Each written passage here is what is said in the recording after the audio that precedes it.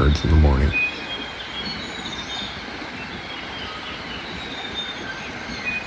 Good morning. It's day number 19. It's a Sunday. Last full day of riding. I'm heading north on the Coromandel Peninsula up to High Beach, and then further north, then work my way around from the east side of the peninsula to the west side, and then go down to, I hope, the town of Thames, which I'm looking for a motel, so I'll do that once I get some mobile phone coverage, figure out where I'm going to stay tonight. But that should put me within reach of the place where I'll return the rental motorcycle. So here we go. Day number 19, Sunday. I think it's December 21st, getting close to Christmas. 15 degrees Celsius. It's the temperature, kind of overcast, but no rain.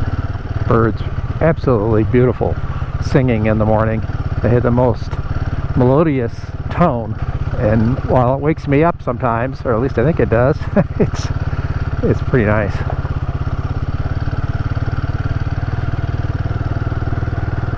I guess this is the river I was next to last night that was making that beautiful noise. Got the pace a little bit, try to give the bike some stability.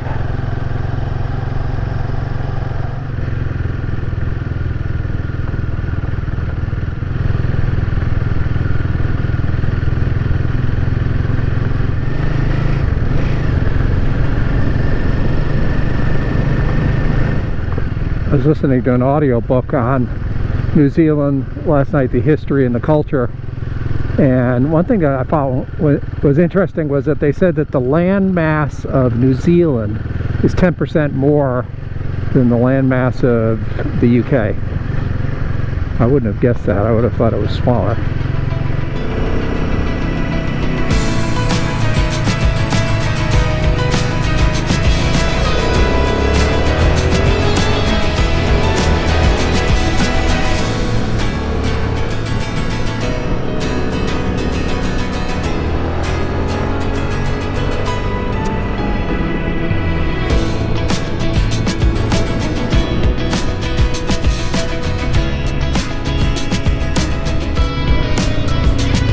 These roads in New Zealand are just crazy good.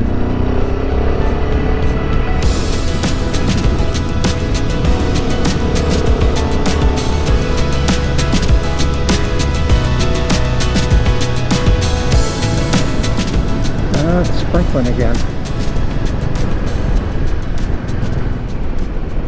Just sprinkling enough to be an annoyance to my camera. Headed towards Hot Beach. And then there's further up the road another kilometer, Cook Beach. There's going to be some history behind Captain Cook and that beach, and maybe I'll find out about it. Hotwater Beach. Here at Hotwater Beach there are two springs, known as Maori and Arua. Northern spring has a maximum temperature 64 degrees Celsius. Second spring 60 degrees Celsius. Springing bubbles is not caused by boiling water but by the release of carbon dioxide gas. Springs are usually accessible 2 hours either side of low tide. There's actually some blue sky up there. Today's going to be a fun day. Low mileage. Just taking it easy. Just like New England. You don't like the weather? Wait a minute. Look at that. It's like went from rain to sunshine. I love it. Absolutely love it. High Beach, Cathedral Cove, and Cook's Beach.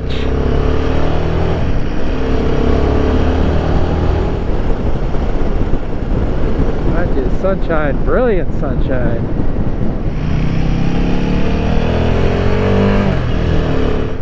You have to take a shuttle? We'll find out, I guess.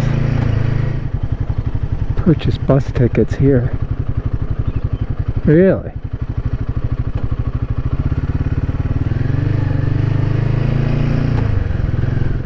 The walk to Cathedral Cove is 75 minutes from this car park. First 35 to the start of the walking track is quite a hike up a steep hill.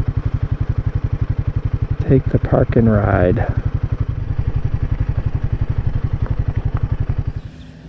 So I took a shuttle bus here, which is the top of the trail, and apparently the trail is sealed all the way to the end. It's about a half an hour walk.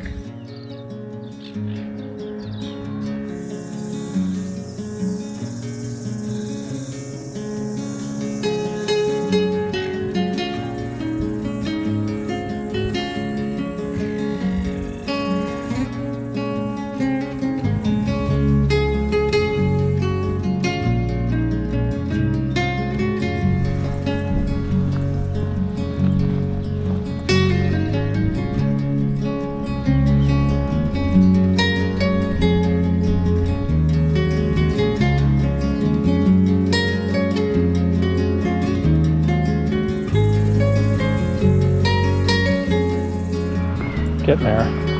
More minutes to go to the beach.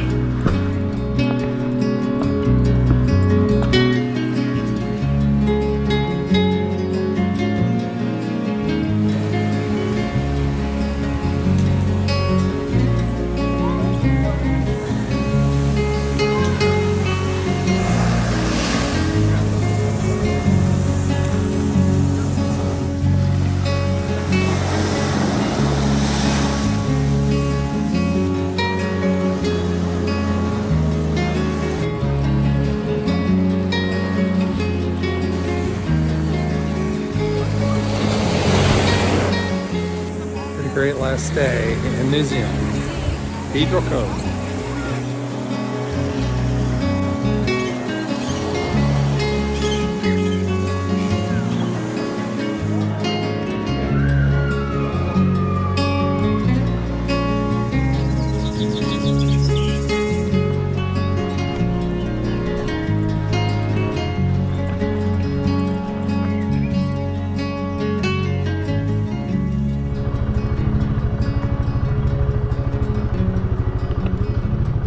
Up to Cook's Beach, 10 minutes away. It's just a little after noon. I had the bike for less than 24 hours at this point.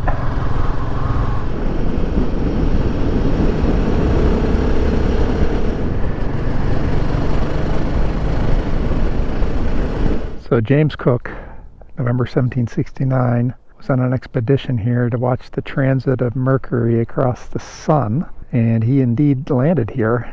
It's the first time that there was interaction between Europeans and the Maori culture. So somewhere here there's a monument to James Cook. He wanted to call it Mercury Bay. I looked everywhere online trying to figure out where this monument to Cook is, and couldn't find anything. No signs in town, nothing on the maps. So I said, okay, let's just ride James Cook Road. And this just caught me out of the corner of my eye. I was riding by, I was about ready to turn around and go to my next destination.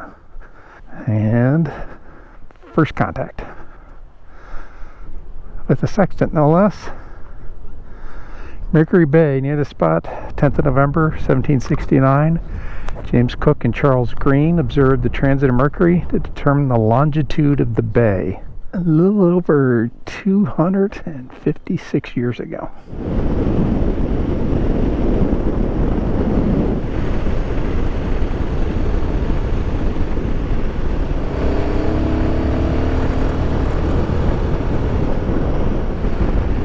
Heading north.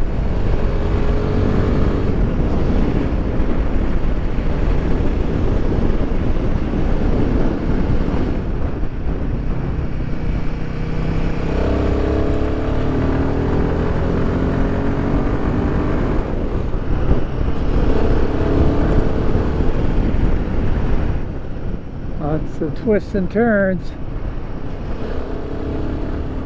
Single cylinder motorcycle certainly likes the higher RPMs to operate. If you keep it in high level RPM, it's pretty smooth and really delivers the power. Twisties, next 4 kilometers.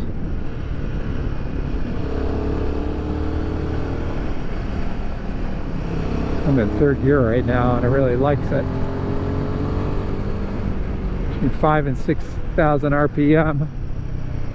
Which is something I would rarely do on the Suzuki. That's quite a turn. There's another one.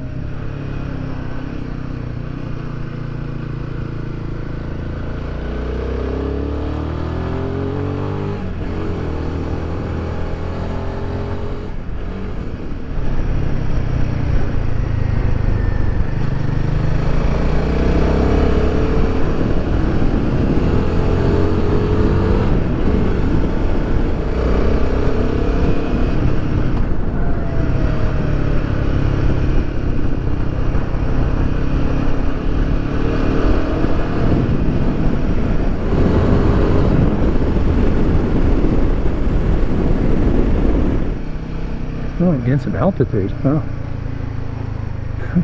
It surprises me when I'm riding along, paying attention and trying to keep in the groove, and then see a sight like that. It's like, oh, I didn't know I went up a mountain.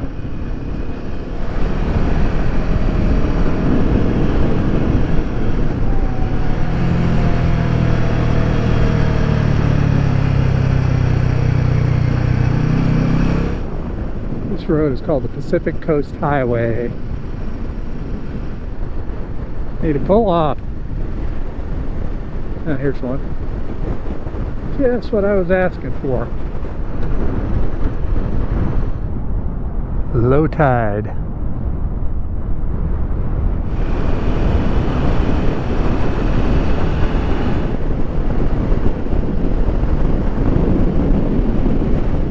Tangapuao is my next stop, and it's as far north as you can go, looking at the map and talking to people without running into gravel roads.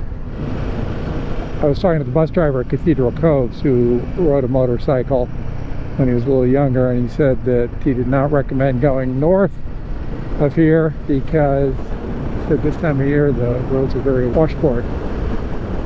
Call them metal roads, and I didn't understand what that meant. I've seen the reference to it. He said, you know, it's metal road north of here, and I said, metal road? He said, well, it's gravel road.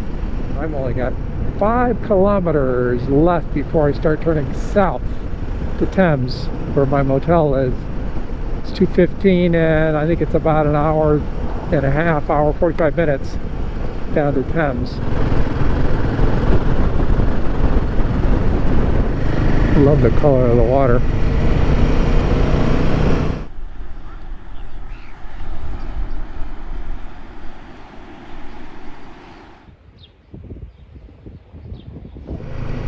It's 3 o'clock. I have an hour and a half ahead of me. Turned into a beautiful day. 25 degrees Celsius. And it hasn't been rained down since this morning. Not sure I changed anything about this trip in terms of where I went and the track that I went through. Modified a little bit from my itinerary, but not dramatically. And I feel like I've gotten a chance to see a bunch of different places within New Zealand. Here we go. Twisties, next 11 kilometers.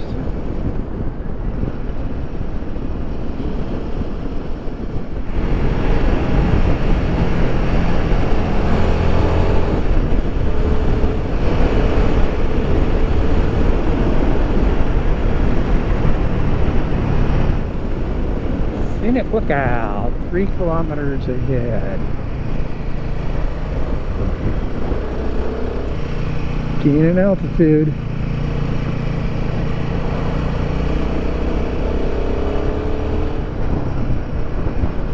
And let's see how far that lookout's like a half a kilometer.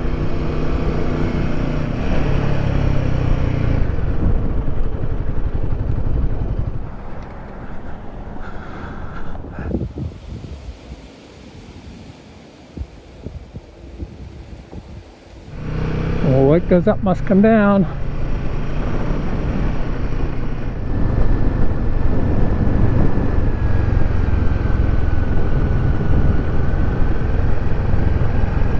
So, must be Coromandel town.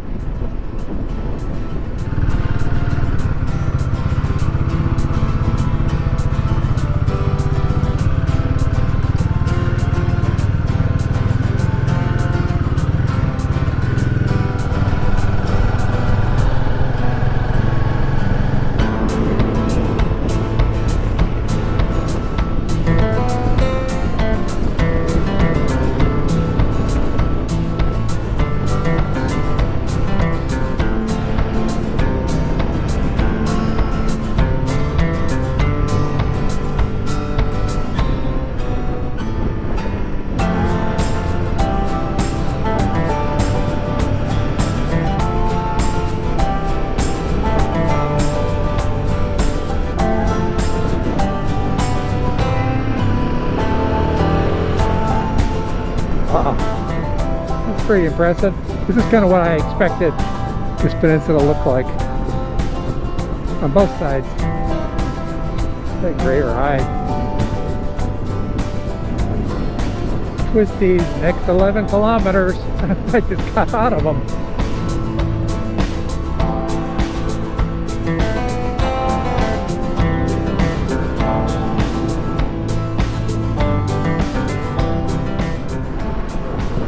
Oh, those flowers.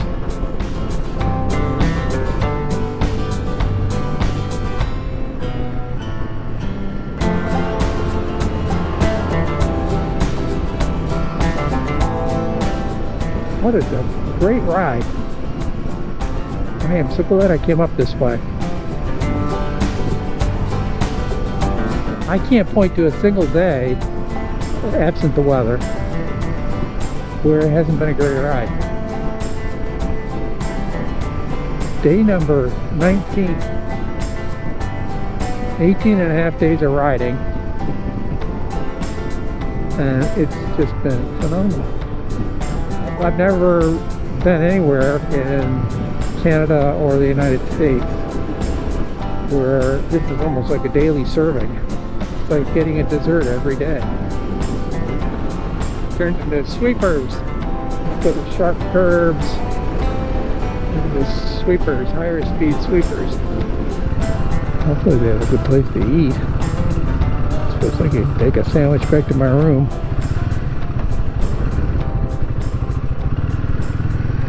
Sunday night. Good morning. Day number 20. It's a Monday. The last ride of the trip. Going up to, or over to Hunua Falls. Just a quick stop there. And then on my way to the motorcycle rental place where I'll drop off the bike and take a ride to the airport.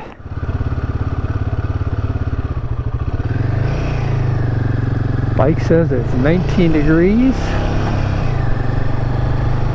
Got about an hour ride, 78 kilometers to get over there to Hunua Falls. Last day in New Zealand. Hard to believe, 20 days ago.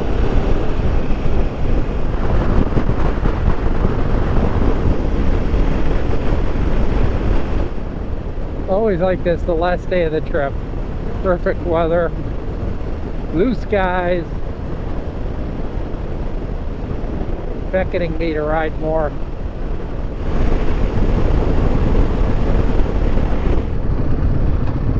Off of Highway 2, Hunua, 20 kilometers.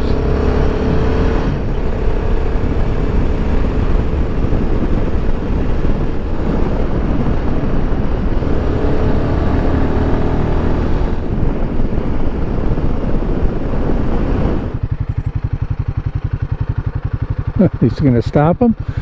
He is. God bless him.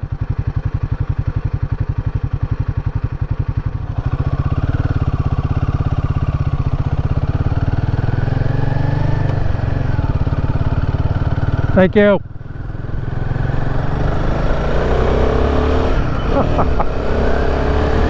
That was nice of him.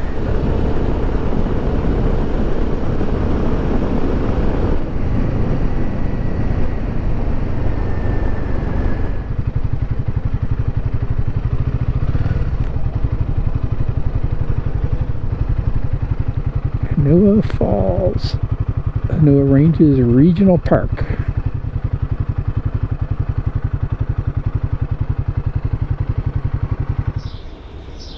Just scrub your shoes off and disinfect them.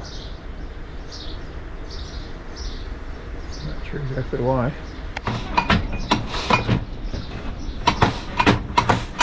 Okay.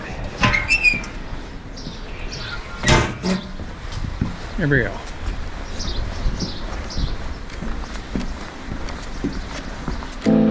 That's pretty cool.